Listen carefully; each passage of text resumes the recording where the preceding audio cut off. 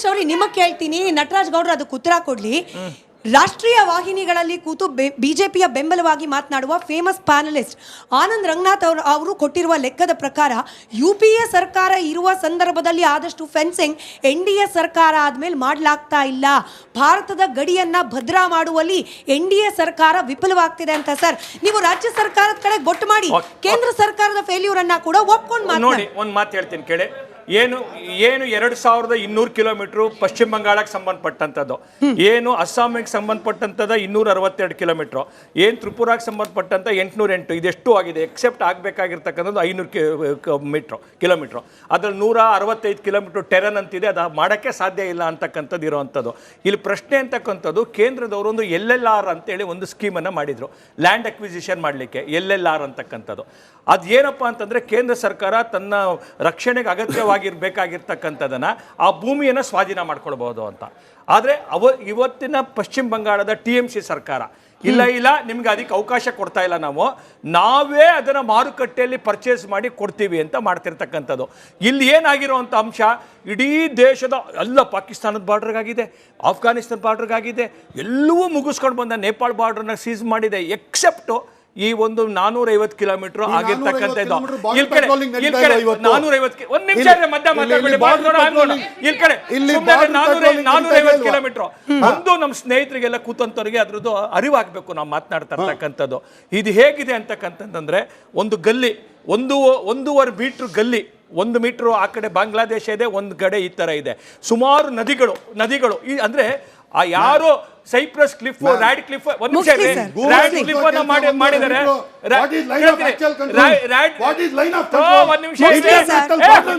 ಯಾವ ತರ ಇದನ್ನ ಕಟ್ ಮಾಡಿರ್ತಕ್ಕಂಥದ್ದು.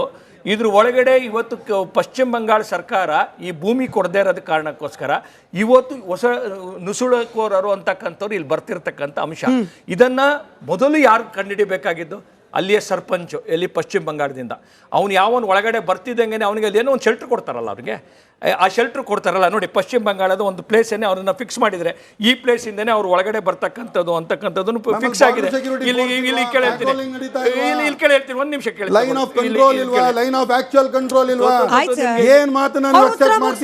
ನಾವು ನಮ್ಮ ದೇಶದ ಪ್ರತಿಯೊಂದು ಇಂಚನ್ನ, ಪ್ರತಿಯೊಂದು ಸಂಗತಿಯನ್ನ ಉಳಿಸ್ಕೊಳ್ತಕ್ಕಂಥ ಶಕ್ತಿ ಸಾಮರ್ಥ್ಯ ನಮ್ಮ ದೇಶಕ್ಕಿದೆ.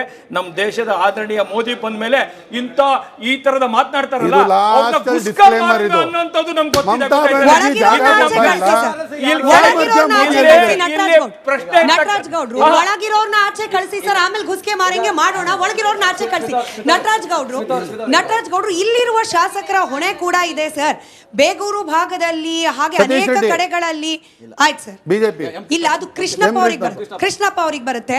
ಬಟ್ ಸ್ಟಿಲ್ ಸರ್, ಯಾವುದೇ ಪಕ್ಷದ ಶಾಸಕರಾಗ್ಲಿ, ಯಾವುದೇ ಪಕ್ಷದ ಸಂಸದರಾಗ್ಲಿ, ನೀವು ಕೇವಲ ಕೇಂದ್ರ ಸರ್ಕಾರ ಜವಾಬ್ದಾರಿ, ಕೇಂದ್ರ ಸರ್ಕಾರದಿಂದ ಲೆಕ್ಕ ಕೊಡ್ತಿಲ್ಲ. ಎಷ್ಟು ದಿನ ಇದೇ ಲೆಕ್ಕಗಳನ್ನ ರಾಜ್ಯ ಜನ ಕೂಡ ನೋಡ್ತಾ ಕೂತ್ಕೊಳ್ಳೋದು? ರಾಜ್ಯ ಸರ್ಕಾರದ ಆಕ್ಟ್ ಏನು ಇದ್ರ ಬಗ್ಗೆ? ರಾಜ್ಯ ಸರ್ಕಾರದ ಕ್ರಮ ಏನು ಇದ್ರ ಬಗ್ಗೆ? ಕೇಂದ್ರ ಸರ್ಕಾರದ ಮಾಹಿತಿ ಪ್ರಕಾರ 270 ಅಕ್ರಮ ನುಸುಳು ಬಾಂಗ್ಲಾದೇಶಿ ಕೋರರಿದ್ದಾರೆ ಬೆಂಗಳೂರಿನಲ್ಲಿ ಅಂತ, ಬಾಂಗ್ಲಾದೇಶದವರಿದ್ದಾರೆ ಅಂತ. ಅದರಲ್ಲಿ ಆಲ್ರೆಡಿ 70-80 ಜನನ ರಾಜ್ಯ ಸರ್ಕಾರ ಕಳಿಸಿದೆ. ಇನ್ನು ಮಿಕ್ಕಿದವ್ರನ್ನ ಟ್ರೇಸ್ ಮಾಡ್ತಾ ಇದ್ದಾರೆ. ನಂಬರ್ 1. ನಂಬರ್ 2, ನೀವು ಬೇಗೂರು ಹೇಳೋದಾದ್ರೆ ಹೌದು, ಅಲ್ಲಿನ ಜನಪ್ರತಿನಿಧಿಗಳು ಕೂಡ ಗಮನಿಸಬೇಕಾಗ್ತದೆ, ಅಲ್ಲಿನ ಪೊಲೀಸ್ ಇಲಾಖೆ ಗಮನಿಸಬೇಕಾಗ್ತದೆ. ಆದರೆ ಎಲ್ಲಾದ್ರೂ ಇನ್ಫಿಲ್ಟ್ರೇಟ್ ಆಗ್ತಾ ಇದೆ, ನುಸುಳುಕೋರು ಬರ್ತಾ ಇದ್ದಾರೆ ಅನ್ನೋದಾದ್ರೆ, ಕೇಂದ್ರ ಸರ್ಕಾರ ಈಗ 600 ಕಿಲೋಮೀಟರ್ ಏನು ಇನ್ನೂ ಓಪನ್ ಇದೆ, ನೋ ಮ್ಯಾನ್ಸ್ ಲ್ಯಾಂಡ್ ಇದೆ ಅಲ್ಲಿ ಭಾಳ, ಆ ಜಾಗದಲ್ಲಿ ಇನ್ನೂ ಫೆನ್ಸ್ ಯಾಕೆ ಹಾಕಿಲ್ಲ, ಲೇಸರ್ ಫೆನ್ಸ್ ಯಾಕೆ ಹಾಕಿಲ್ಲ, ಡ್ರೋನ್ ಕಣ್ಗಾವಲು ಹಾಕಿಲ್ಲ, BSF ಪೆಟ್ರೋಲಿಂಗ್ ಹಾಕಿಲ್ಲ, ಗುಪ್ತಚರ ಇಲಾಖೆ ವೈಫಲ್ಯ ಯಾಕೆ? ಅಲ್ಲಿಂದ ಇನ್ಫಿಲ್ಟರ್ ಆದ್ರೂ ಕೂಡ ಅಲ್ಲಿಂದ ಬರ್ಬೇಕಾದ್ರೆ ಹೆಂಗ್ ಬರ್ತಾರೆ ಅವರು? ಬೇರೆ ಬೇರೆ ರಾಜ್ಯಗಳ ಮೇಲೆ ಬರ್ತಾರೆ, ಆಂಧ್ರ ಪ್ರದೇಶ ಮೇಲೂ ಬರ್ತಾರೆ, ತೆಲಂಗಾಣದ ಮೇಲೂ ಬರ್ತಾರೆ, ಬೇರೆ ಬೇರೆ ಕಡೆಯಿಂದ ಬರ್ತಾರೆ, ಒಡಿಶಾ ಮೇಲೆ ಬರ್ತಾರೆ.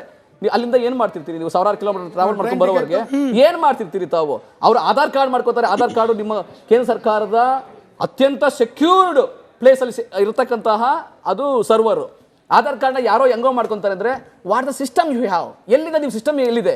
ಯಾರೋ ಪ್ಯಾನ್ ಕಾರ್ಡ್ ತಗೊಳ್ತಾರೆ, ಏನ್ ಮಾಡ್ತೀರಾ? ಪ್ಯಾನ್ ಕಾರ್ಡ್ ತಗೊಳ್ತಾರೆ, ಪ್ಯಾನ್ ಕಾರ್ಡ್ ತಗೊಳ್ತಾರೆ, ಲೋನ್ ತಗೊಳ್ಳಕ್ಕಾಗಲ್ಲ.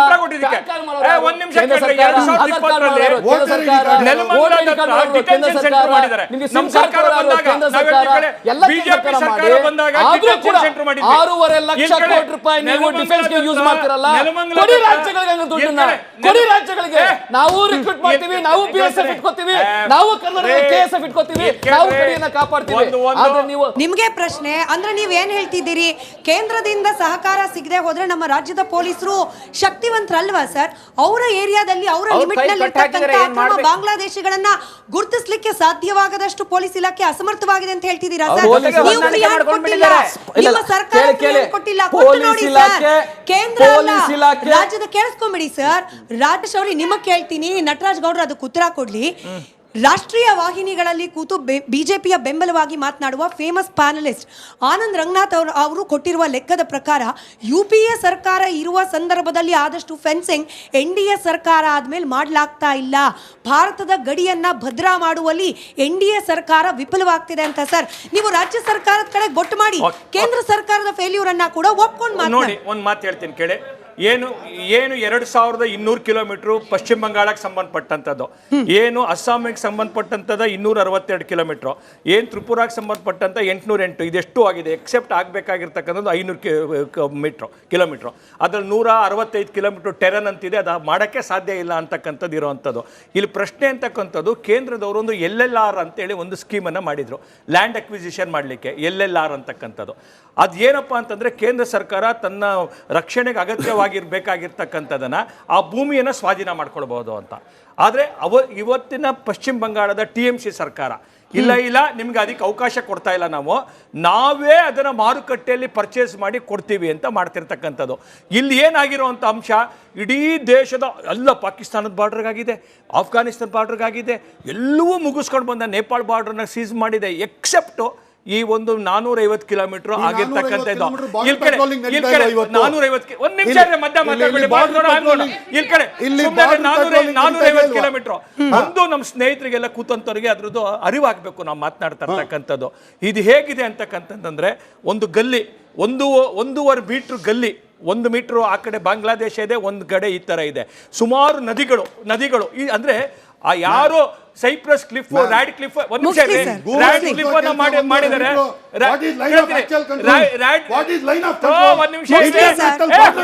ಯಾವ ತರ ಇದನ್ನ ಕಟ್ ಮಾಡಿರ್ತಕ್ಕಂಥದ್ದು.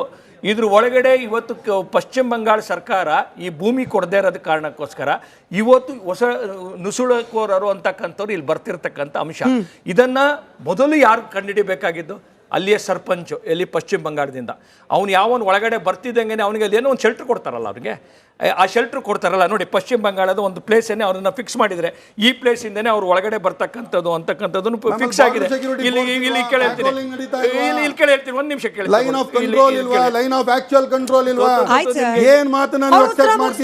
ನಾವು ನಮ್ಮ ದೇಶದ ಪ್ರತಿ ಒಂದು ಇಂಚನ್ನ, ಪ್ರತಿಯೊಂದು ಸಂಗತಿಯನ್ನ ಉಳಿಸ್ಕೊಳ್ತಕ್ಕಂಥ ಶಕ್ತಿ ಸಾಮರ್ಥ್ಯ ನಮ್ಮ ದೇಶಕ್ಕಿದೆ. ನಮ್ಮ ದೇಶದ ಆದರಣೀಯ ಮೋದಿ ಬಂದ ಮೇಲೆ ಈ ತರದ ಮಾತನಾಡ್ತಾರಲ್ಲ, ಅನ್ನೋಂಥದ್ದು ನಮ್ಗೆ ಗೊತ್ತಿದೆ.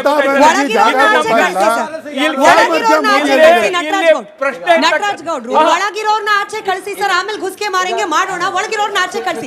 ನಟರಾಜ್ ಗೌಡ್ರು ಇಲ್ಲಿರುವ ಶಾಸಕರ ಹೊಣೆ ಕೂಡ ಇದೆ ಸರ್. ಬೇಗೂರು ಭಾಗದಲ್ಲಿ ಹಾಗೆ ಅನೇಕ ಕಡೆಗಳಲ್ಲಿ ಆಯ್ತು ಸರ್, ಬಿಜೆಪಿ ಇಲ್ಲ, ಅದು ಕೃಷ್ಣಪ್ಪ ಅವ್ರಿಗೆ ಬರುತ್ತೆ. ಬಟ್ ಸ್ಟಿಲ್ ಸರ್, ಯಾವುದೇ ಪಕ್ಷದ ಶಾಸಕರಾಗ್ಲಿ, ಯಾವುದೇ ಪಕ್ಷದ ಸಂಸದರಾಗ್ಲಿ, ನೀವು ಕೇವಲ ಕೇಂದ್ರ ಸರ್ಕಾರದ ಜವಾಬ್ದಾರಿ, ಕೇಂದ್ರ ಸರ್ಕಾರದಿಂದ ಲೆಕ್ಕ ಕೊಡ್ತಿಲ್ಲ. ಎಷ್ಟು ದಿನ ಇದೇ ಲೆಕ್ಕಗಳನ್ನ ರಾಜ್ಯ ಜನ ಕೂಡ ನೋಡ್ತಾ ಕೂತ್ಕೊಳ್ಳೋದು? ರಾಜ್ಯ ಸರ್ಕಾರದ ಆಕ್ಟ್ ಏನು ಇದ್ರ ಬಗ್ಗೆ? ರಾಜ್ಯ ಸರ್ಕಾರದ ಕ್ರಮ ಏನು ಇದ್ರ ಬಗ್ಗೆ? ಕೇಂದ್ರ ಸರ್ಕಾರದ ಮಾಹಿತಿ ಪ್ರಕಾರ 270 ಅಕ್ರಮ ನುಸುಳು ಬಾಂಗ್ಲಾದೇಶಿಕೋರರು ಇದ್ದಾರೆ ಬೆಂಗಳೂರಿನಲ್ಲಿ ಅಂತ, ಬಾಂಗ್ಲಾದೇಶದವರು ಇದ್ದಾರೆ ಅಂತ. ಅದರಲ್ಲಿ ಆಲ್ರೆಡಿ 70-80 ಜನನ ರಾಜ್ಯ ಸರ್ಕಾರ ಕಳಿಸಿದೆ. ಇನ್ನು ಮಿಕ್ಕಿದವ್ರನ್ನ ಟ್ರೇಸ್ ಮಾಡ್ತಾ ಇದ್ದಾರೆ. ನಂಬರ್ 1. ನಂಬರ್ 2, ನೀವು ಬೇಗೂರು ಹೇಳೋದಾದ್ರೆ ಹೌದು, ಅಲ್ಲಿನ ಜನಪ್ರತಿನಿಧಿಗಳು ಕೂಡ ಗಮನಿಸಬೇಕಾಗ್ತದೆ, ಅಲ್ಲಿನ ಪೊಲೀಸ್ ಇಲಾಖೆ ಗಮನಿಸಬೇಕಾಗ್ತದೆ.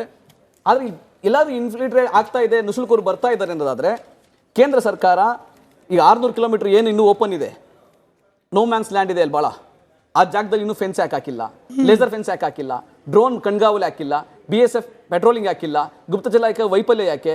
ಅಲ್ಲಿಂದ ಇನ್ಫಿಲ್ಟರ್ ಆದ್ರೂ ಕೂಡ ಅಲ್ಲಿಂದ ಬರ್ಬೇಕಾದ್ರೆ ಹೆಂಗ್ ಬರ್ತಾರೆ ಅವರು? ಬೇರೆ ಬೇರೆ ರಾಜ್ಯಗಳ ಮೇಲೆ ಬರ್ತಾರೆ, ಆಂಧ್ರ ಪ್ರದೇಶ ಮೇಲೂ ಬರ್ತಾರೆ, ತೆಲಂಗಾಣದ ಮೇಲೂ ಬರ್ತಾರೆ, ಬೇರೆ ಬೇರೆ ಕಡೆಯಿಂದ ಬರ್ತಾರೆ, ಒಡಿಶಾ ಮೇಲೆ ಬರ್ತಾರೆ. ನೀವು ಅಲ್ಲಿಂದ ಏನ್ ಮಾಡ್ತಿರ್ತೀರಿ? ನೀವು 1000 ಕಿಲೋಮೀಟರ್ ಟ್ರಾವೆಲ್ ಮಾಡ್ಕೊಂಡು ಬರೋವರೆಗೆ ಏನ್ ಮಾಡ್ತಿರ್ತೀರಿ ತಾವು?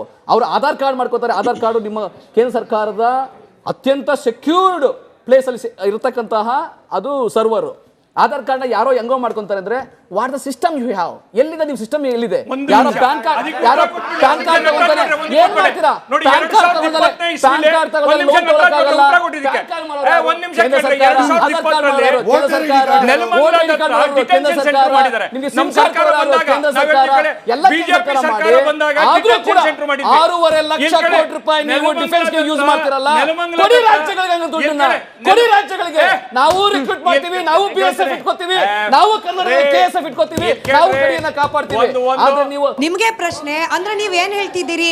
ಕೇಂದ್ರದಿಂದ ಸಹಕಾರ ಸಿಗದೆ ಹೋದ್ರೆ ನಮ್ಮ ರಾಜ್ಯದ ಪೊಲೀಸರು ಶಕ್ತಿವಂತರಲ್ವಾ ಸರ್? ಅವರ ಏರಿಯಾದಲ್ಲಿ ಅವರ ಅವ್ರ ಲಿಮಿಟ್ ಕೈ ನಲ್ಲಿ ಕಟ್ಟಾಕಿದ್ರೆ ಏನ್ ಮಾಡ್ಬೇಕು? ಬಾಂಗ್ಲಾದೇಶಿಗಳನ್ನ ಗುರುತಿಸಲಿಕ್ಕೆ ಸಾಧ್ಯವಾಗದಷ್ಟು ಪೊಲೀಸ್ ಇಲಾಖೆ ಅಸಮರ್ಥವಾಗಿದೆ ಅಂತ ಹೇಳ್ತಿದ್ದೀರಾ ಸರ್? ಪೊಲೀಸ್ ನೀವು ಇಲಾಖೆ free hand ಕೊಟ್ಟಿಲ್ಲ, ಇಲ್ಲ, ನಿಮ್ಮ ಸರ್ಕಾರ ಕೇಳಿ, free hand ಕೊಟ್ಟಿಲ್ಲ, ಪೊಲೀಸ್ ಕೊಟ್ಟು ನೋಡಿ ಇಲಾಖೆ, ಸರ್. ಕೇಂದ್ರ ಅಲ್ಲ, ಪೊಲೀಸ್ ಇಲಾಖೆ ರಾಜ್ಯದ ಕೇಳಿಸ್ಕೊಂಬಿಡಿ ಸರ್.